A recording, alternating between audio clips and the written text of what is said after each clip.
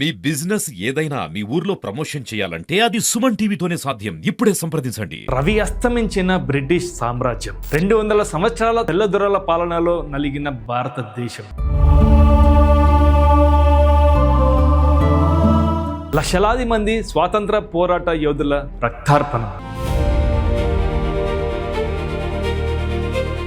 భగత్ సింగ్, రాజ్గురు, సుఖదేవుల ప్రాణత్యాగం. దేశాన్ని ఏకతాటిపై నడిపించిన గాంధీ పోరాట ఫలితమే 80 ఏళ్ల భారతదేశ స్వాతంత్రం. 80 ఏళ్లలో భారత్ సాధించింది ఏంటి? ఈ స్వాతంత్ర భారతంలో ఎలాంటి మార్పులు వచ్చాయి?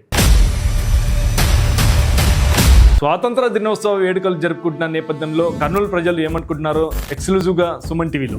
భారతదేశానికి స్వాతంత్రం వచ్చి 80 ఏళ్ళు అవుతుంది. అయితే దేశంలో ఏం మార్పు వచ్చింది, ఇంకా ఏం మార్పు రావాలనేది తెలుసుకునే ప్రయత్నం చేస్తాం. మనతో కర్నూలులో పబ్లిక్ ఒపీనియన్ తెలుసుకుందాం. చెప్పండి అన్న, భారతదేశంకి 80 ఏళ్ళు వచ్చింది స్వాతంత్రం వచ్చి, ఏం మార్పు వచ్చింది, ఇంకా ఏం మార్పు రావాలా, మీ ఒపీనియన్ ఏంటి? నా పేరు విజయభాస్కర్ అండి. దేవి యాడ్స్ అండ్ అడ్వర్టైజ్మెంట్ కంపెనీకి నేను చైర్మన్ అండ్ మేనేజింగ్ డైరెక్టర్. 1947లో మనకు స్వాతంత్రం వచ్చినప్పుడు అప్పటికి రేపటితో 80 సంవత్సరాలు పూర్తి చేసుకోబోతున్న మన స్వాతంత్రం సిద్ధించి 80 సంవత్సరాలు వచ్చిన సందర్భంలో భారత ప్రజలందరికీ మా శుభాకాంక్షలు. అప్పటికి ఇప్పటికీ మార్పు అంటే గణనీయమైన మార్పు వచ్చింది. ఆ రోజుల్లో ఫోన్ మాట్లాడాలంటే ఇంటి దగ్గరకు వచ్చి చెప్పేవాళ్ళు పోస్ట్ ఆఫీస్లో. అలా కాకుండా లైవ్లో మాట్లాడుకుంటే ఎంత స్థాయికి వెళ్ళిపోయినాము. డబ్బులు కూడా ఏదైనా మనం డబ్బులు డ్రా చేసుకోవాలంటే మన బ్యాంక్ ద్వారా కానీ ఎక్కడ కానీ పోయే స్థాయి నుంచి ఇలా వచ్చేసాము. ఎయిర్ ట్యాక్సీలు అంట, ఇంకోటి రోడ్లు డెవలప్మెంట్ కానీ బ్రహ్మాండం డెవలప్మెంట్ అయింది. ప్రపంచంలో ఉన్న అన్ని దేశాల్లో అంటే ఇప్పుడు 3rd పొజిషన్లో మనం ఉన్నాము. ఈ క్రమంలో 2040కంతా అమెరికా వాళ్ళు కూడా భారతదేశానికి రావడానికి వీసాలో క్యూలు నిలబడేటట్టు మన గవర్నమెంట్లు పనిచేస్తున్నాయి. అది చాలా సంతోషం. మనం ఎలాగైతే ఇప్పుడు అమెరికాకు వెళ్ళాలంటే క్యూలో నిలబడి మనం వీసా కోసం ట్రై చేస్తున్నామో, అక్కడ పౌరసత్వం కోసం వీసా కోసం ట్రై చేస్తున్నామో, మళ్ళీ 2047కంతా అక్కడి ప్రజలు కూడా భారతదేశానికి రావాలంటే కూడా అట్లా క్యూలో నిలబడి డెవలప్ అయిన కంట్రీ చదువుకోవడానికి కానీ వ్యాపారాలు చేయడానికి కానీ రావాల్సిన పరిస్థితులు కూడా వచ్చేస్తాయి. ఇక్కడ ప్రజలందరూ కూడా చాలా తెలివైన వాళ్ళు. పేదరికం మనకు ఎక్కువగా వేధిస్తున్న సమస్యలు ఏమిటంటే పేదరికం, లంచగొండితనం. పేదరికం ఎప్పుడైతే సమసిపోతుందో అప్పుడు గాంధీజీ కలలుగన్న స్వరాజ్యం మనకు సిద్ధిస్తుంది. ఆ క్రమంలో మేమందరం భారతీయులైనందుకు చాలా గర్విస్తున్నాము. జై భారత్. మీరు చెప్పండి, భారతదేశానికి 80 ఏళ్ళ స్వాతంత్రం వచ్చి ఎలాంటి మార్పు వచ్చింది, ఎలా మార్పుకు రావాలని యువత కోరుకుంటుంది? ముందుగా అయితే 80 సంవత్సరాలు పూర్తి చేసుకున్న సందర్భంగా భారతదేశ ప్రజలందరికీ స్వాతంత్ర సంవత్సర శుభాకాంక్షలు. మోడీ గారి నేతృత్వంలో అయితే ఆయన ప్రైమ్ మినిస్టర్గా ఉండి గతంతో పోల్చుకుంటే మాత్రం ఇప్పుడు భారతదేశం చాలా అభివృద్ధి చెందుతూ ఉంది. దానికి ఉదాహరణకు సైన్స్ అండ్ టెక్నాలజీ విషయంలో కానివ్వండి, రాకెట్ సైన్సెస్లో కానివ్వండి, ఎంతో అధునాతన పరికరాలను యూజ్ చేసుకుంటూ భారతదేశం అయితే ముందుకెళ్తూ ఉంది. ఇంకా చూసుకుంటే గతంలో మోడీజీ గారు 500 నోట్లు కానివ్వండి, 2000 నోట్లు కానీ ఇవన్నీ రద్దు చేసేసి అక్కడ కూడా అంటే దేశం బాగుపడాలనే యోచనలో ఎన్నో అభివృద్ధి కార్యక్రమాలు చేసుకుంటూ ఉన్నారు. అదే రైల్వే రంగాల్లో చూసుకుంటే కూడా చైనాకు దీటుగా ఇప్పట్లో మనకైతే వందే భారత్ ఎక్స్ప్రెస్లు కానివ్వండి మరిన్ని తీసుకొస్తూ ఉన్నారు.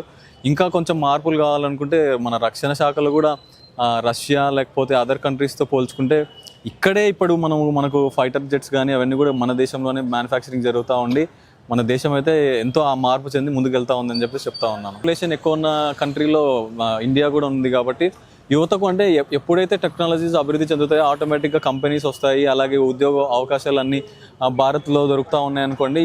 యువత కూడా అంటే మన కంపెనీలు వచ్చిన నేపథ్యంలో వాళ్ళకు కూడా జాబ్స్ వస్తే కూడా ఎంపవర్మెంట్ అనేది కూడా పెరుగుతూ ఉంది. కాబట్టి మోదీజీ అయితే మాత్రం చాలా సక్సెస్ఫుల్గా తీసుకెళ్తా ఉన్నారని తెలియజేస్తూ ఉన్నాం. చెప్పండి, 80 years అయింది మనకు స్వాతంత్రం వచ్చి, ఇప్పుడు 80 స్వాతంత్రం వేడుకలు జరుపుకుంటున్నాం. ఈ 80 ఏళ్ళు స్వాతంత్రం వచ్చినప్పటి దేశం ఎలా ఉంది, దేశం ముందుకు పోవాలంటే ఇంకా ఎలాంటి ప్రయోగాత్మకంగా పనులు కావచ్చు, ఏమన్నా డెవలప్మెంట్ చేస్తే బాగుంటుంది అనుకోవచ్చు? స్వాతంత్రం వచ్చి 80 సంవత్సరాలు అయిపోయింది. నా పేరు శ్రీధర్, బ్రాహ్మణ సాధకారగొట్టి రాష్ట్ర కన్వీనర్ అండి. ఇప్పుడు మనకు స్వాతంత్రం వచ్చి 80 సంవత్సరాలు అయింది. ఒకప్పుడు మనం ఎద్దుల బండి మీద పోతున్నాం. ఒకప్పుడు ఎద్దుల బండ్ల మీద పోతుంది. ఇప్పుడు ఏ టెక్నాలజీ వచ్చింది, మనం ఇంట్లో కూర్చొని ఏదైనా తయారు చేయడానికే చూస్తున్నాం. అలాంటిది ఎంత ముందు పోయిందో మీరు ఇప్పుడు దుబాయ్ నుండి ఇక్కడి వరకు సముద్రంలో ఒక మార్గం వేస్తున్నారు, డైరెక్ట్ ట్రైన్ మార్గం వేస్తున్నారు. అంటే ఎంత డెవలప్ అయింది. మరి నోట్ల రద్దీ, అవతల దేశం నుండి దొంగ నోట్లు మన ఇండియాకు వస్తున్నాయని చెప్పేసి మన మోడీ గారు నోట్ల రద్దీ చేసినప్పుడు అవతల శత్రు దేశాలకి మనం స్ట్రాంగ్ వార్నింగ్ ఇచ్చినట్ల, మా దేశాన్ని ఏం చేయలేరని చెప్పేసి స్ట్రాంగ్ వార్నింగ్ ఇచ్చినట్లు అండి. ఉద్యోగం విషయంలో చెప్తే ఎలా ఉంది యువతకు? ఇంకా ఉద్యోగాలు పెరిగే అవకాశం ఉండొచ్చా? చాలా పెరిగే అవకాశాలు ఉన్నాయండి. ఇప్పుడు మనం అమెరికా పోతాము, దాని కొరకు మనము వీసా కొరకు అని ట్రై చేయాలి.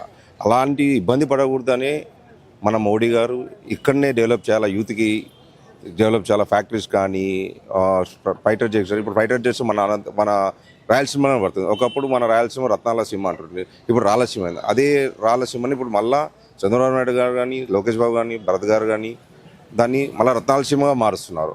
సో ఉద్యోగాల అవకాశాలు చాలా వరకు పెరిగే అవకాశాలు చాలా ఉన్నాయి. మనము ఎన్ని ఉన్నాయంటే ఇప్పుడు మీరే చూస్తున్నారు. ఇప్పుడు కియాలో ఎన్ని జాబ్స్ పడినాయి మీకు తెలుసు.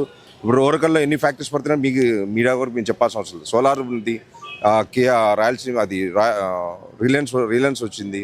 సో ఉద్యోగ అవకాశాలు చాలా పెరుగుతున్నాయి. అంటే రాయలసీమ కాదు, ఇప్పుడు రత్నాలసీమగా మారబోతుంది. సో మీరే చూడాలని 10 ఏళ్ల కిందకి ఇప్పుడు ఎలా ఉందో డెవలప్మెంట్ మీరే చూడాలండి. విన్నారు కదండి, 80 ఏళ్లలో భారత్ సాధించింది ఏంటి, భారత్ సాధించబోయేదేంటో మరిన్ని ఇంట్రెస్ట్ వీడియోలో మళ్ళీ కలుస్తాం. చూస్తూనే ఉండండి Suman TV. Thank you very much.